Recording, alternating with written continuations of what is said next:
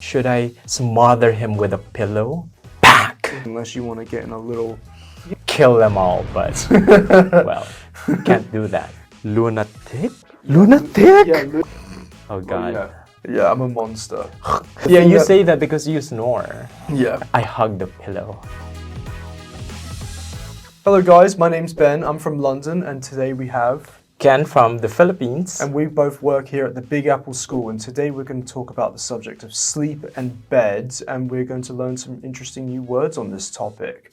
So before we talk about today's interesting words, Ken, would you say that you are a deep sleeper? Do you find it easy to sleep?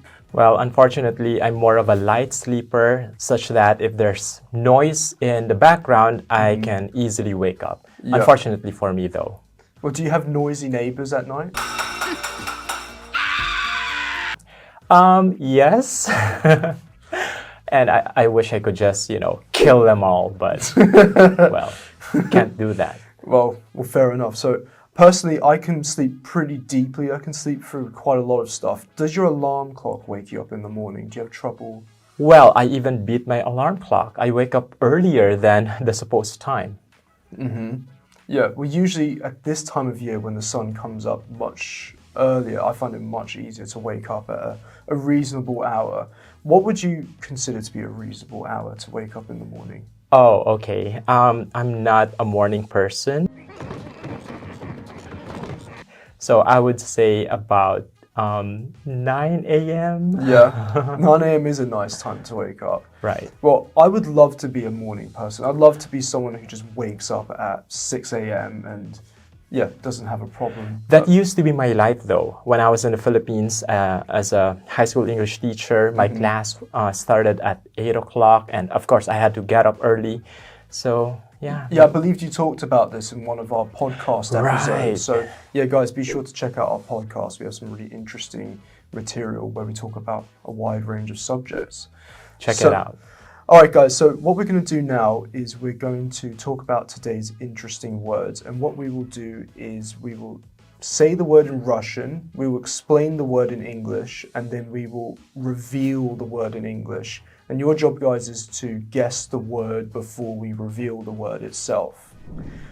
So let's go to our first set of words today, and these words are to do with the bed itself. The first word, well, I kind of just mentioned it. Well, how do you say bed in Russian? Do you know how to say it? Right. I'm going to try my best, but don't judge me. Yeah. I think you say kravat or krovat. Yeah, kravats. Yeah, Kravat, I think yes. that's, yeah, so kravats. Well, we have different types of beds that we can talk about. The first type of bed we have односпальная кровать. How would you describe this type of bed in English? Well, it's a type of bed that's, good enough for only one person. Yes, only for one person. That's, I'd say, the perfect definition. And do you want to say the word in English? Sure. The word here is single bed. Exactly, single bed. And now the bigger beds, we're going to talk about these different sizes. Let's give you a clue. So, two of the bigger types of beds we have, I would say, are names of monarchs, types of monarchs. Yeah, right. Royalty. Exactly. So what would you say are the two main sizes? Well, Big sizes. we're going to reveal now the word in English, say right? the word, So you have here king or queen size bed. King and queen size. So definitely in England we have queen size beds, king size beds. What about in the Philippines? Do you have those sizes? Actually, we often say queen size bed. Although from time to time I also hear king size, but is there any difference there? Well, king size, yeah, obviously really big, fit for right. a king. But you never know, maybe the queen can be bigger than the king, so maybe it's a bit sexist, I don't know. I don't know, but right, so king size or queen size. If you check in at a hotel, you might ask the check-in staff, does the room have a king bed or does it have a queen bed? Right, so the next type of bed, we have a двухъярусная кровать. So, Oh my God. Yeah. I don't actually like this type of bed because it has two beds that's one above the other. And that's the typical scenario in dormitories. yeah, Mm-hmm. or Yeah. halls of residence. Yep. We call this one bunk bed. Yeah, bunk bed is the word, so a bunk bed. But it's quite interesting because in England you have a dwuchjarusny автобус. We don't call them bunk buses. We call them, I kind of understood that. yeah. So we have, they call, what are they called, do you know? What? Double-decker buses. Ah. So double-decker. So like on a ship, you have a deck, which is the level. So yeah, we don't call them bunk buses. We call them double-decker buses. Yeah. Now, just out of curiosity, which one do you prefer? The one on top or? I prefer riding on the top level at the front of the upper deck. So you have the lower deck and the upper deck on the buses. So obviously the top at the front is the best seat because you can see everything, and yeah, it's you're king of the castle if you're riding at the front of the the upper deck. All right, so let's look at the next word we have. Водяная кровать. Have you ever slept on one of these? I haven't, but I would like. I mean, I would love to because this type of bed basically has water. Yeah. I mean, it's filled with water. Yeah. And that's why it's called water bed. Yeah. So yeah, water bed is the word. Many years ago, I think I can't remember if it was an air bed or a water bed. To be honest, it was a bit of a strange feeling. Really? Yeah. And if you own a pet, like a cat, maybe it might not be the best idea because they could puncture the water bed itself. Oh my, yeah. Because their claws are particularly sharp. So the next set of words we're going to talk about are bed-related items. The first word we have in Russian is podushka. Right, which, is used as a support for the head when you're sleeping. Exactly. Do you like to have a thin one or do you like a thick one? Of course, the thicker one. Well, maybe not, of course. I like a really thin one. Really? Yeah. I like it really thin. Because I find the thicker ones like kind of bend my neck. And well, that makes sense. I just prefer it because for me, it's more comfortable. Yeah. And what's the word in English? Well, the word here is pillow. Pillow. Exactly. And do you like two pillows or one pillow? Well, one for the head and the other one for my arm. Or arms, sorry. Oh, okay. Oh, so what do you do with the pillow? I hug the pillow. Oh, right. Sometimes I put a pillow in between my legs because it's good for your back. I do that too from time to time. Yeah. All right, so the next word we have is pokrivala. And how would we try to describe this? Well, it's something that you put on bed, especially when you don't use the bed. Yeah. It can be decorative in design. Yeah, maybe in hotels sometimes you might see these, yeah. Exactly. The English word I'm going to reveal it is a bedspread. To spread means to cover something with literally spread it on the bed. Exactly. All right, the next word, we have одеяло and плед. So in Russian, одеяло and плед, they're two different things. But in English, we have one word for both of these. So how would you describe this? It's a large piece of like woolen or a similar material to keep you warm. And well, can you guess the word here? Yep, so the word is blanket. Right. But we have different types of blankets, and we're going to talk about that right now. Well, the first one we have is теплое одеяло. So this is one obviously used when you need to keep warm. Yes, much warmer. Yeah. I would say it's much bigger, thicker, and even heavier.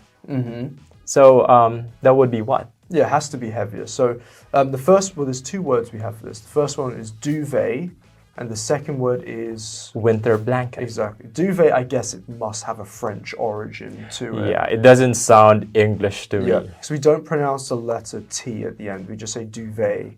So it sounds pretty French to me. The next one we have is стёганое одеяло.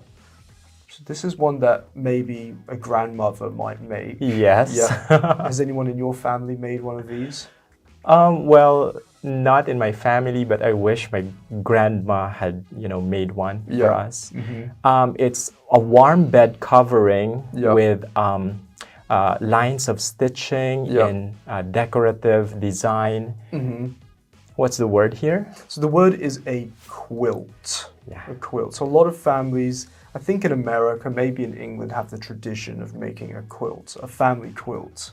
That would be fun to do. I wish Yeah. I was taught to do this. I mean, why not? Or stitching and not stitching, so sewing it's quite a difficult, well, I'd say maybe producing embroidery is Right. quite a difficult art. The next word we have, do you want to try that in Russian? Okay, Navolochka. Navolochka? Yeah. Yeah, navolochka, yeah, exactly. Navolochka. So this one, you put your pillow inside this. And yeah, do you just want to say the word? Sure. The word here is pillowcase, or another one is... Well, this one says pillow slip. To be honest, I don't really use this word personally. Have you heard this one before? No. I always say pillowcase. I mean, I'm sure some people can say that, but I would say pillowcase is the best word to use. Yeah. And the word case, you can use it, well, like your iPhone case, like a chehol in Russian. All right, the next one we have is pododiyalnik. It's kind of like a pillowcase, but this one is for... Should I say it now? Yeah, go for it. Say the word. Yeah. It's for the duvet, so you call it duvet cover. Yeah, the duvet cover. All right, the next one we have is prostinya. This is it's one of the layers, one of the linen layers that you cover your bed with. Do you cover your bed with this? No, actually. I don't always. I'm a little lazy sometimes to do it. Right, this word. Be careful how you pronounce this. Exactly. Yeah. Do you want to say the word? I don't want to slip. Like, go ahead. Bed sheet. Okay. Make sure you say the e's. Make them long. Okay. Right. It's like saying the word beach. Okay. Be careful with this word. All right. So bed sheets. All right. Make it as long as possible. The next word is a verb. So this is to do with.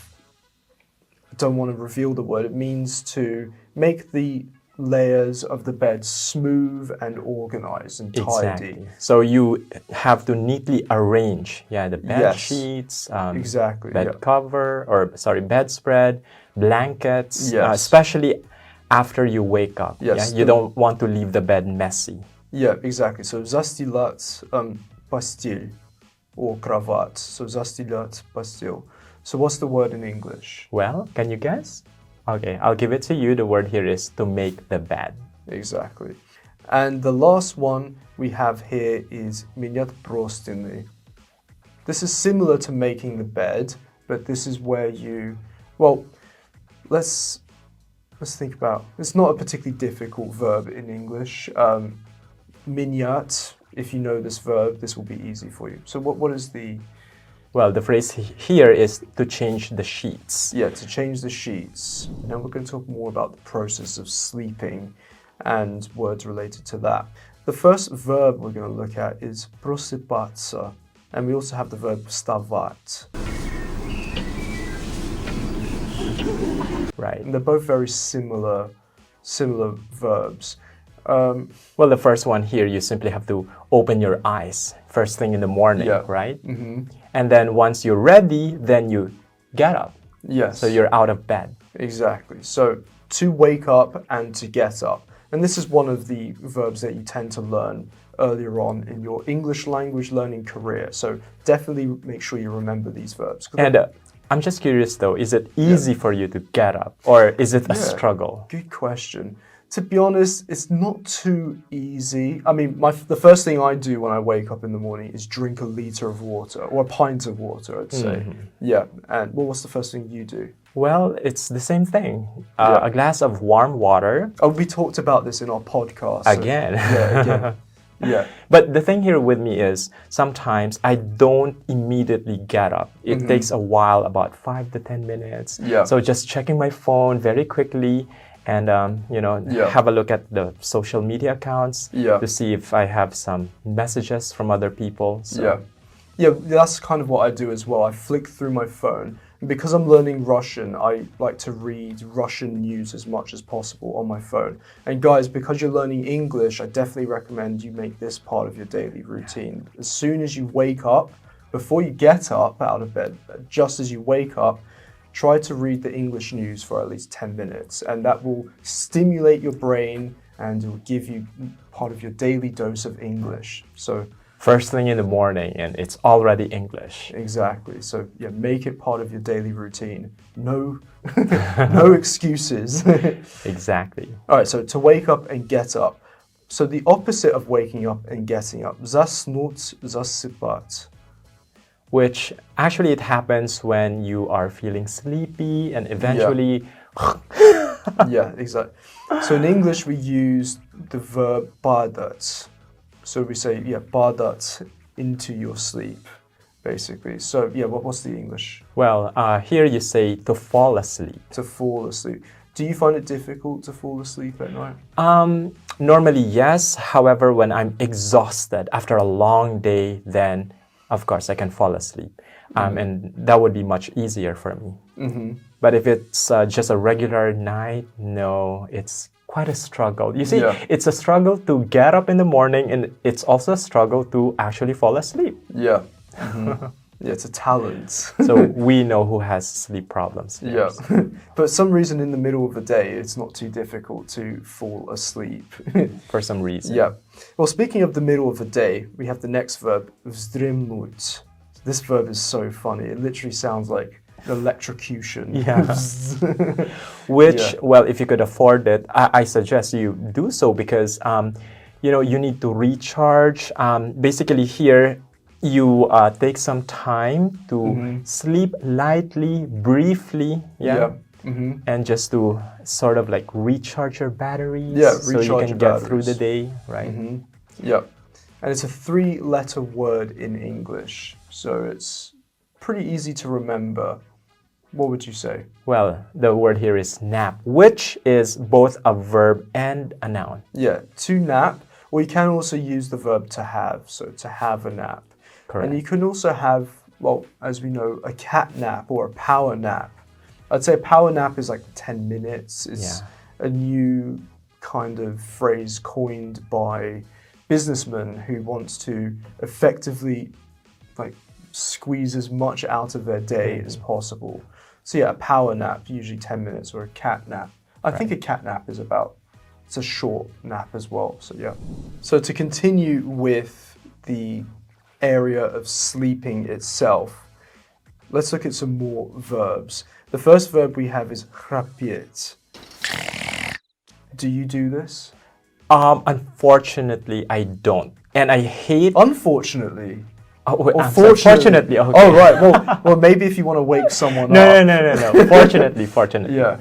And I actually hate people who do this. Of course, it's unintentional. It's unintentional. We should go camping together. No, I would hate to sleep next to you. Yeah, I'm a monster. Oh, God. Absolute monster. There was one time in my college days, I let my friend sleep in my bedroom, and I didn't know that he does this. And I couldn't sleep through the night. I just wanted to strangle him. I really hated him for this. But well, how can people... Oh, okay, let's reveal the word first. So what is it? The word here is to snore. To snore. So how can you prevent snoring? Is there any way you can... Yeah, that's the thing. Because I was trying to figure out, what can I do with my friend? Should I smother him with a pillow? Brutal, but...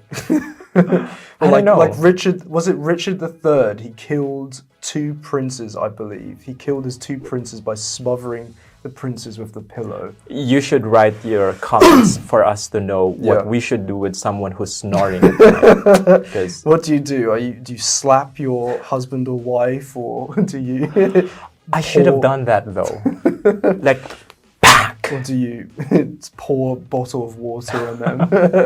To wake them up. Yeah. Personally, I don't really get too bothered by people snoring.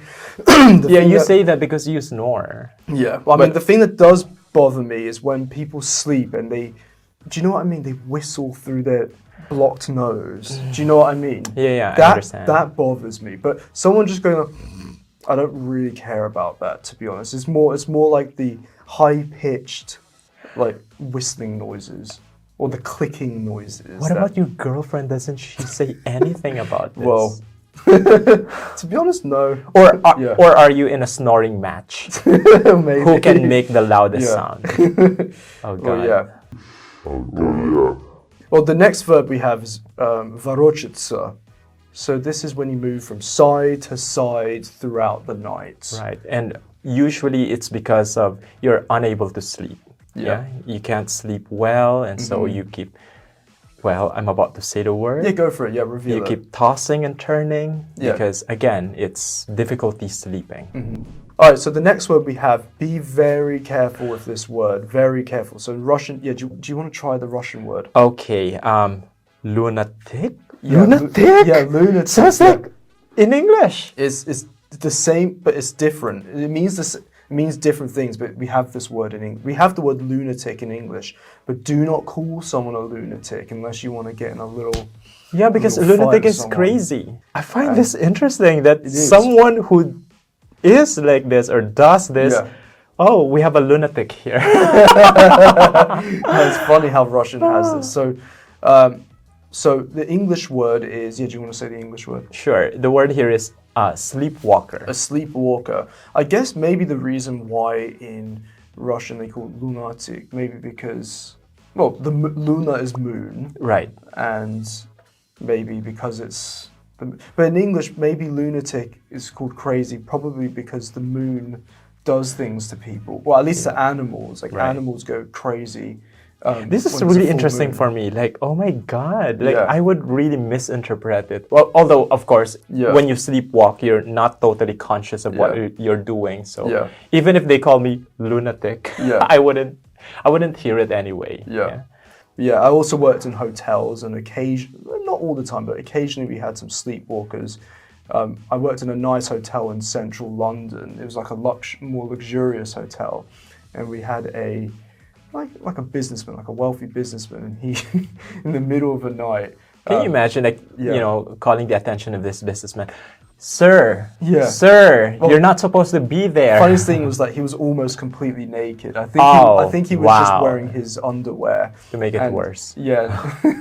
He was very embarrassed. I don't think he stayed at the hotel afterwards, which was sad because he was a regular guest who came to stay with us frequently. But didn't see him again. Really embarrassing though. Now we're going to talk about like a kind of unpleasant feeling that you feel when you wake up.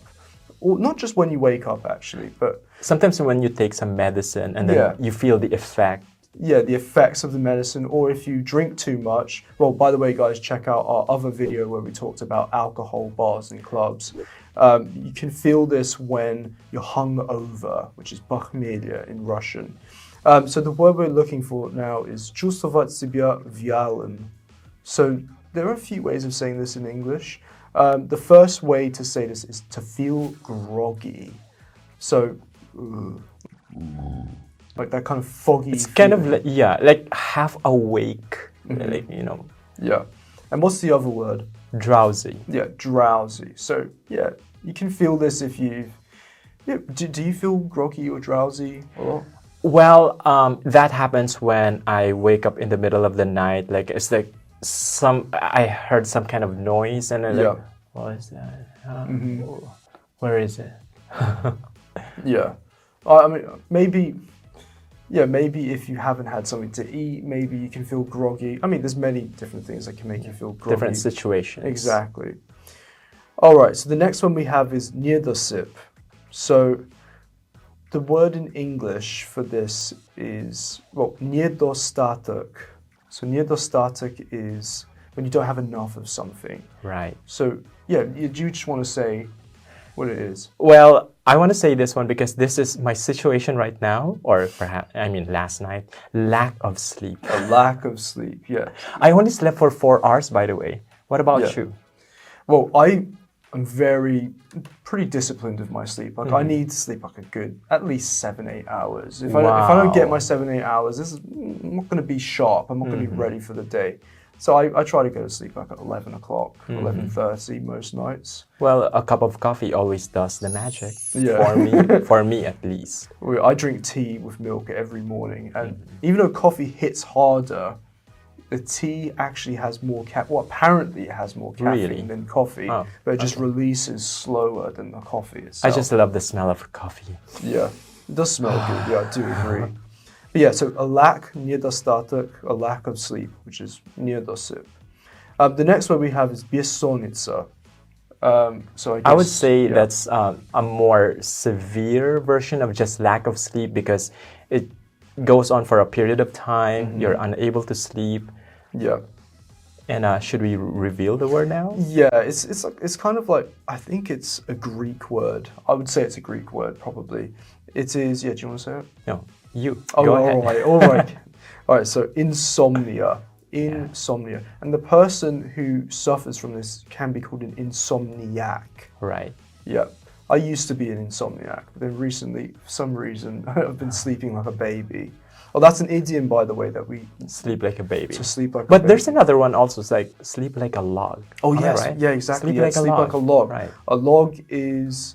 Well, what is a log? It's like a portion of the trunk of a tree that's cut. Yes. Right? That's it. So a brevno in Russian. In Russian, exactly. So insomnia, insomniac. And the last one, I try not to take... I've never, to be honest, don't think I've ever taken these. Before, I was tempted to take this because of my problem with sleep. Yeah.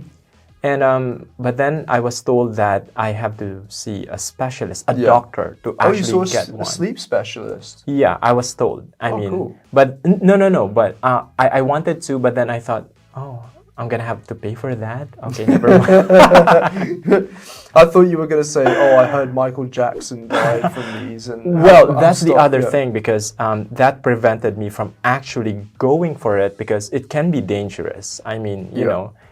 You got to see a doctor and they're going to prescribe it to you, and I don't want to die. They're really bad for your liver and for your organs and stuff. So in Russian it's снотворное, and I definitely do not recommend that you take these. There are alternatives to taking these. What is it called again? This Indian word, ashwagandha, something like that. Not familiar. It's like some kind of herbal solution. Or maybe you can just drink milk. Yeah, I've heard about that. not? Yeah, hot milk before sleep. You can actually, it's not guaranteed to work, but it's going to help you fall asleep. So what's the word, Ken? Sleeping pill. A sleeping pill. Maybe you could say sleeping tablet, but I would say sleeping pill is a more frequently used variant of this word. So that's it for today, guys. We hope that you found today's word list to be very useful. Obviously, we want to hear your suggestions. If you have any questions about words related to the topic of sleep, do let us know on our comment section. And of course, visit our website, www.bigappleschool.com, where you can find other videos like this one. And you can also find podcasts, like we mentioned, you can find articles and more information about the courses that we offer here at the Big Apple School. And also, of course, leave a like and share and subscribe this video. It's very important for us. And you can follow us on our various social media platforms, including VK and Telegram and several others.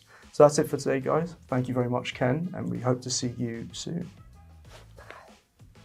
Bye.